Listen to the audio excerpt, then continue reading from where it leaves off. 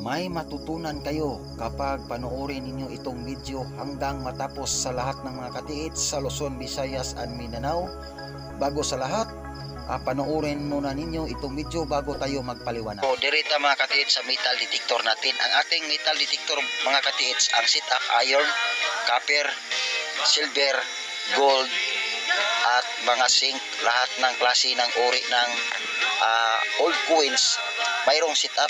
Kapag isit lang nimo ng iron lang ang maditik. Pag isit mo copper lang ang maditik. Yan ang kagandahan sa ating metal detector mga katiits. Tapos paano natin na-improvise? Kasi hindi kayo maniwala sa pag-improvise. Ang pag-improvise mga katiits, kasi ang plate niya sa dulo mga katiits, isang coil. So coil siya ang maka-improvise mga katiits ang mga totoong technician nga electronic mga katiits, kasi pareho lang o pisa ang metal detector sa mga cellphone at sa mga appliances. So binago ang coil mga katiits, linagyan ng malaking coil at maraming ang bilang sa pag-ikot sa coil sa ilalim, at sa dashboard niya mga katiits, linagyan naman ng malaking ohms, malaking wattage voltahe nga pisa sa technician na ating lapitan kung saan doon tayo nagpa-improvise sa ating metal detector. Yan ang dahilan mga katiits na hindi na siya basta-basta na mag-deafness lang ng mababaw, kasi na-improvise. Yan ang pag-improvise sa metal detector mga katiits. Baguhin ang coil sa plate, gibain, at doon ka magpunta sa mga totoong electrician, electronic mga katiits, kasi sila nakaalam kung ilan ang ilod na coil at ano ang pisa na ilagay sa dashboard. So direta sa ilrad mga katiits, yung ground sa kuryente mga katiits sa bahay ninyo, aluminum yan mga katiits. Take note mga katiits, yung ground sa bahay ninyo na kuryente, yan kunin ninyo mga katiits at gawin ninyong ilrad. Wala nang dikoy-dikoy, wala nang anti-decoy, ilod ninyo lahat, wala na ipasok nyo sa ilrad mga katiits. Yan ninyo gamitin. Yan totoo mga katiits, mag-detect accurate ang ilrad natin mga katiits, kasi gamit natin ang ground sa kuryente sa bahay natin mga katiits. Aluminum mga katiits ang ground sa kuryente sa bahay niyo, yun ang gamitin niyo na panditik na gawin ng ilrad. So ngayon, bakit maraming treasure hunter sa Luzon, Visayas and Mindanao na sa kanilang hukay palagi tayong bukya? So ano ba ang dapat basihan sa pag-treasure? So magbigay akong tip sa inyo mga katiits sa maniwala lang sa lahat ng totoong treasure hunter nga naninguha nga makakuha kahit giveaways. So ang una ninyong gawin mga katiits, inyong i-search ang area kung totoo ba nga mayroong mga Hapon sa Second World War II nga nagkampo sa area. Yan ang dapat ninyong unang gawin. At kapag mayroong mga witness nga totoong mayroong Japanese camp sa area, maraming Hapon dumaan, maraming Hapon nagstay.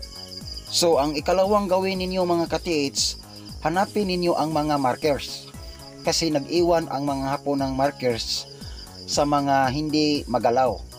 For example, sa mga malaking bato, bundok, nagkuha sila ng mga kumpas sa bundok. Araw kung saan ang silangan. Ikatlo, hanap kayo ng Centennial Tree at ang mga lumang daanan kung saan doon sila dumaan sa Second World War II, at mga maliit na sapa, patay na sapa. Yan ang una ninyong kunin ng basihan. At pagkatapos niyan, hanapin ninyo ang mga legit markers, kasi ang mga Hapon nag-iwan ng mga fake markers. So kailangan kilatisin ninyo ang tunay na markers na inukit sa bato or sa kahoy or sa malaking bato. So kung kaya ninyo ang pag-remap, kailangan marunong kayo mag-remap. So kung hindi kayo marunong mag-remap, ang ating opsyon na dyan, ang paghawak, ang paggamit ng mga gadget. So ano ba ang mga gadget? So kung tayo lang mga treasure hunter nga maniwala sa gadget, binuhat yan sa ibang nasyon. Tao lamang ang nagbuhat sa mga lahat ng mga gadget. Kay tao man, negosyo yan. Binuhat nila ang mga gadget sa ibang nasyon, hindi nila nasubukan pagkatapos nilang ginawa, hindi nila nasubukan sa mga volume deposit. Sinubukan lang nila pagkatapos nilang ginawa, sinubukan nila sa pag-detect sa mga alahas. At hindi na nila pa nasubukan, hindi na nila alam kung mag-detect ba ng mga minerals na highly minerals na bato, highly mineral sa area, sa lupa. Hindi na nila nasubukan. Basta lang sa ilaha, natapos na nila ang paggawa, nasubukan na nila nga nag-detect ng maliit ng alahas, so ibinta na nila. Kasi negosyo yan. Yan ang dahilan sa mga treasure hunter sa Luzon, Visayas, Mindanao na palagi bukya. Bakit bukya? Dahil naniwala tayo sa gadget na ginawa sa ibang nasyon. Dapat ang gawin natin sa lahat ng mga treasure hunter, ang gawin natin, kailangan mag-study kayo sa inyong mga gamit at mag-study kayo sa inyong sarili. Kita sa ating sarili, kailangan mag-study tayo kung paano paggawa ng mga gamit na gamitin natin sa pagditik sa ating site. Kasi ang lahat ng mga gadget, lahat ng klaseng mga gadget, walang kwenta. Sa totoo lang mga katiits, walang kwenta. Kasi marami na kaming binangga na mayroong mga scanner, maraming mga photon, electronic gadget, lahat-lahat ng klaseng mga bagong unit ngayon na encounter na namin sa aming mga gamit. So kaya nakasabi ako na walang kwenta ang mga scanner. Kasi lahat ng mga treasure hunter, lalong-lalo na mga baguhan, puro lang magsabi sino may scanner, sino may mga panditik na makita ang deepness, malaman ang deepness, makita ang item. Walang mga gamit na makita ang item sa totoo lang. Hindi matukoy sa gadget, hindi matukoy sa scanner kung ano ba ang posisyon, kung ano ba ang item. Una, ang scanner mga katiits, mag-detect yan sa mga yellow nga bato, sa mga bato na kinalawang na dinaanan sa tubig sa ilalim. At mag-scan yan sa mga hole, mga nityor sa lupa, nityor, mga hole sa ilalim. Itukoy na niya nga tunnel. At kahit kalawang na bato, yellow na bato, itukoy na niya na deposit. Ang kagandahan lang sa scanner mga katiits, gamit yan sa pagtukoy sa tunnel, totoong tunnel na ginawa ng Hapon. Kailangan pa-autukay, pa-brightay ang paggamit sa scanner. At ikalawa, itukoy niya ang water trap. Yan ang kagandahan sa scanner. Pero sa pag-trace sa treasure, hindi yan pwede. Kung makita ninyo sa mga mayroong mga scanner, magamit sila ng LRAD, magamit sila ng locator, at magamit silang scanner. So yan pa lang, kung marunong kayo mag-isip, yan pa lang. Kung totoo ang scanner, bakit magdala pa ako ng LRAD? Bakit magdala pa ako ng metal detector? At bakit magdala pa ako ng long range locator? So kailangan kayo mga treasure hunter, kung naniwala kayo na mayroong deposit pa dito sa Pilipinas sa Second World War II, kailangan kayo sa inyong site, hindi lang isang araw, hindi lang isang buwan, hindi lang isang tuig, 1 year ang balik-balik sa pagbasa sa markers. Kailangan lagi ninyong ilagay sa inyong isip na kailangang maliwanagan ang inyong isip. Kailangan balik-balikan ninyo, paulit-ulitin ninyo pagpunta ang site para maliwanagan ninyong isip na matumbok ninyo ang totoong exact location sa deposit. So ang mga long range locator mga katiits, hindi yan makatukoy sa direkta sa gold, kasi yan pa rin, pareho lang sa scanner. Kapag electronic, malakas yan sa mga highly minerals sa bato, sa mga kalawang sa bato. Malakas yan sa lahat ng klaseng mineral sa ilalim ng lupa. So kailangan mag-improvise kayo ng mga gamit para matukoy ninyo ang exact location. Huwag kayo maniwala sa mga gadget ng electronic. Kasi kung totoo yan ang mga electronic, marami nang nakakuha. Bakit ang scanner hindi makakita sa giveaways nandoon sa bato? Bakit ang scanner hindi makatukoy sa giveaways nasa ilalim sa kahoy? So, kitang mga treasure hunter, alam na natin. Bakit hindi? Bakit doon ka itukoy sa 60 feet, 120 feet sa scanner? Yan, mga ka-DH, ang katunayan na sinabi sa mga ibang nasyon, ang Pilipinas, ang mga Pinoy, bobo. Kasi naniwala tayo sa kanilang ginawa.